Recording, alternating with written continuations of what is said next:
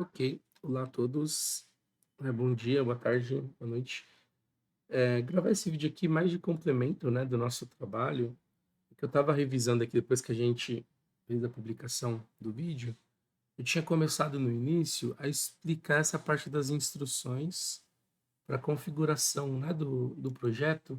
Aí depois a gente começou a fazer alguns outros comentários e eu acabei pulando, eu não passei por tudo, tá?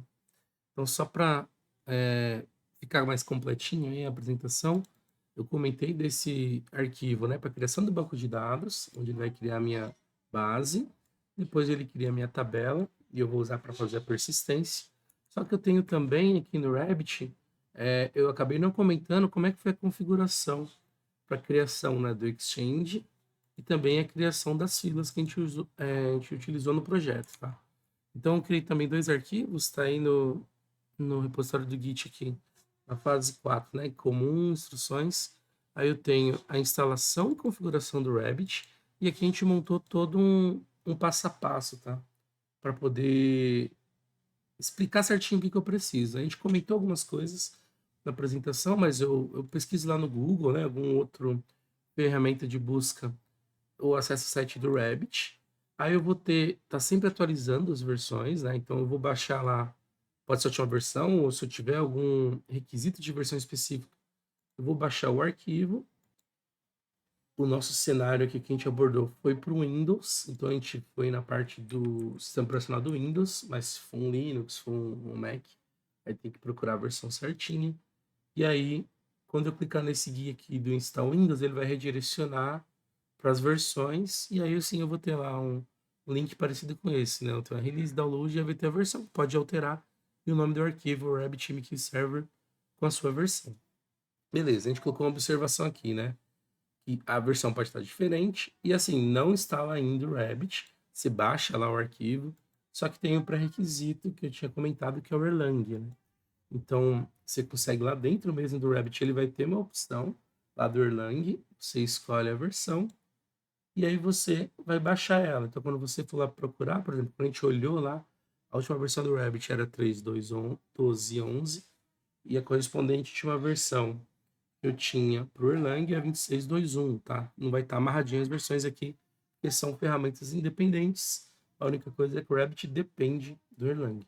Então, você vai baixar, vai instalar ele, e aí depois que fazer a instalação, você configura a variável de ambiente, tá? Então, ele geralmente vai ficar ali C Program Files, aí vai ter essa pastinha Erlang OTP.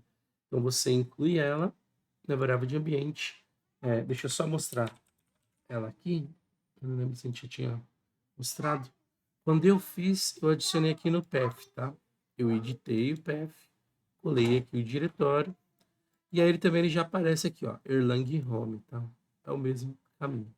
E aí um detalhe não inclui a pasta bin aqui no diretório, tá? Deixa só até o ATP, porque senão ele vai dar alguns problemas na hora de fazer a execução lá, a instalação. Então esse é o pré-requisito. Instalei o Erlang, configurei o variável de ambiente, aí sim eu posso executar lá o instalador do Rabbit, e aí é só, não tem segredo, é next finish, tá? E aí, depois que fez a instalação, eu consigo aqui verificar se o serviço está de fato rodando, tá? Então, a gente colocou aqui os procedimentos, mas você vai lá, por exemplo, Windows executar, na Windows R, vai digitar lá Services MC, e aí ele vai abrir aquela janela que mostra os serviços em execução, ou os que estão parados, né? Tem todos os serviços aqui do Windows. E aqui ele vai aparecer, uma vez que ele tenha sido instalado, o Rabbit, tá? Olha, vai estar aqui, e aqui eu tenho o status dele, se ele está funcionando, se ele está em execução, tá? Beleza, com isso eu tenho garantia de que o meu Rabbit foi realmente instalado. E outro ponto, a gente comentou da interface web, né, a console. Se você for acessar aqui o Rabbit, a porta dele é a 5672, e quando para poder acessar a console web, ele tem esse 1 na frente, só que isso aqui não é habilitado por padrão, tá? Então, quando você acessar, ele vai dar que a página é não acessível. Então tem uma configuração que você faz, onde você vai acessar ali o diretório onde o Rabbit foi instalado. Deixa eu acessar aqui para poder mostrar ele na prática. E aí eu tenho aqui alguns diretórios, né? E aí eu vou nesse dos SBIN, onde tem esses arquivos batch, e a gente vai usar esse plugin aqui, ó. Então eu vou abrir o prompt de comando através desse diretório, né? Eu vou caminhar até ele, dar um CD aqui, entrar nesse diretório. E aí eu preciso disparar um comando usando esse plugin para habilitar a console. E a gente já deixou o comando aqui embaixo, tá? Então eu vou colocar o nome do plugin do arquivo batch, vou passar o parâmetro enable e enable RabbitMQ Management, tá? Então passando isso daqui, ele habilita para mim. No caso aqui, a gente já fez isso previamente.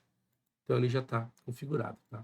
Então, dando tudo certo, ele coloca uma mensagem, acho que dá para executar. Bom, ele vai mostrar lá que tá ok. E aí aqui a gente também colocou as informações, né? As portas padrões do Rabbit 5672, da console é 15672, e o para poder acessar, eu vou em localhost 2.15672. E aqui está o usuário e senha padrão, tá? Do Gash. Beleza, então isso é para instalar e configurar o Rabbit. Só que para o nosso cenário, a gente utilizou ali um Exchange, Stack Challenge e as filas. Então aqui também a gente criou um segundo arquivinho mostrando como é que eu faço a configuração do Exchange das filas. Tá? Então tem o procedimento aqui, passo a passo. Então a gente mostrou essa abordagem é via console, tá? Eu posso fazer de duas formas. Uma, eu vou na console, eu vou seguindo os passos e vou criando, ou então eu poderia fazer isso via código também, tá? A gente optou por deixar o procedimento aqui, e aí eu vou demonstrar aqui com um exemplo só para ficar mais tangível, ou eu poderia fazer até via código mesmo, tá? Então eu pego lá o meu objeto do canal e vou criando. A gente chegou até a fazer aqui uns testes, né? Eu tenho o arquivo de configuração, né? Igual eu já tinha comentado que tem aqui a minha connection string do Rabbit, né? Acessando pelo um dos protocolos que ele suporta para mensageria, que é o AMQP. Então, a partir da minha exchange, das minhas chaves de roteamento, das minhas filas, eu consigo fazer isso programaticamente, tá? Então, aqui eu estou puxando os parâmetros, como o servidor, meu exchange e os demais parâmetros. E aí, através desse objeto do canal, eu consigo fazer a criação, né? Então eu tenho esse método exchange declare, onde eu passo o nome do exchange, o tipo dele vai ser um tópico, se ele vai ser durável e auto delete. Se eu for aqui no exchange para criar na console, são todos esses parâmetros, tá? Então da mesma forma que eu faço aqui, eu consigo resolver com esse comando passando todos os parâmetros, ok? Além disso, para fazer a fila, eu também tenho alguns parâmetros aqui.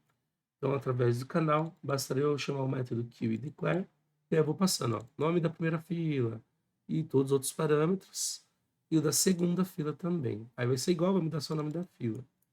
E aí, por fim, quando eu tenho lá o meu Exchange criado, eu faço esse bind, né, ó, aqui embaixo, ó, onde eu vou amarrar a fila através de uma routing key ao meu Exchange. Então, eu tenho também esse método aqui, ó, Exchange Bind, aí eu vou passar qual que é a fila, destino, qual que é a minha fonte, o Exchange, e qual que é a minha chave de roteamento, tá? Dessa forma também funcionaria, mas a gente colocou ali no nosso passo a passo, fazendo via console, tá?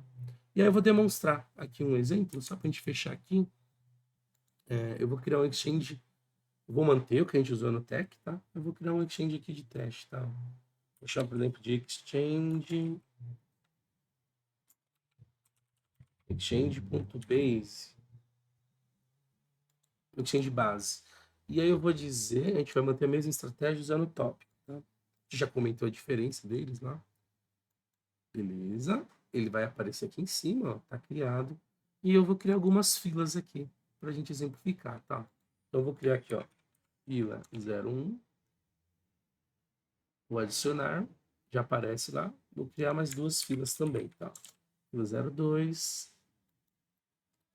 e aí depois a minha fila 03. Boa, então aqui. E agora eu vou fazer o bind, e aí eu vou usar o tópico da mesma forma que usou no trabalho, mas eu vou mostrar ele aqui também, utilizando os caracteres Coringa. A gente acabou não demonstrando isso, né? A gente comentou na explicação. Então, eu vou selecionar a partir do meu Exchange base. Então, eu vou configurar meus binds aqui, tá? Então, eu vou colocar Eu quero que eu vou ter a minha fila um e fila 2, elas vão simular como se fosse o meu ambiente de homologação, meu AT, ou UAT, que o pessoal comenta. E a minha fila 3 vai receber as mensagens pertinentes ao ambiente de produção, tá? Só para ter esse exemplo para separar. Então, a minha fila um, eu vou ter aqui qualquer informação que vai ter na minha hotkey, mas ela vai terminar com ponto, o AT. E aí ele vai direcionar para ela. Ó, já aparece aqui. E eu vou ter minha segunda fila, fila 02, e ela também, ó, independente do que tiver ali no conteúdo, se ela tiver no finalzinho ali, o AT, ele direciona também para essa segunda fila, tá? Por fim, nossa fila 3, ela vai receber as informações referentes à produção. Então, o que tiver aqui meu sufixo prod, aí ele vai encaminhar. Então, o meu routing key não precisa ser apenas um nome exato. Eu posso trabalhar com esses asteriscos, sabe? Qualquer coisa, ponto, o AT, ou qualquer coisa, o nome da string. Tá? Legal, vamos testar agora, né? Vou voltar aqui no Exchange e eu vou mandar uma mensagem. Aqui embaixo, ó, eu tenho um template para envio de mensagem. Então, eu vou colocar aqui ó, mensagens, ponto, UAT, a minha routing key. E aqui é a minha mensagem de texto, não, mensagem de texto, não, mensagem de exemplo um para ambiente de UAT. Então, da forma que eu estou mandando, ele deveria encaminhar através da routing key para as minhas duas primeiras filas, né? Fila um e fila 2. Vamos fazer o publish, ele aparece a mensagem, foi publicada.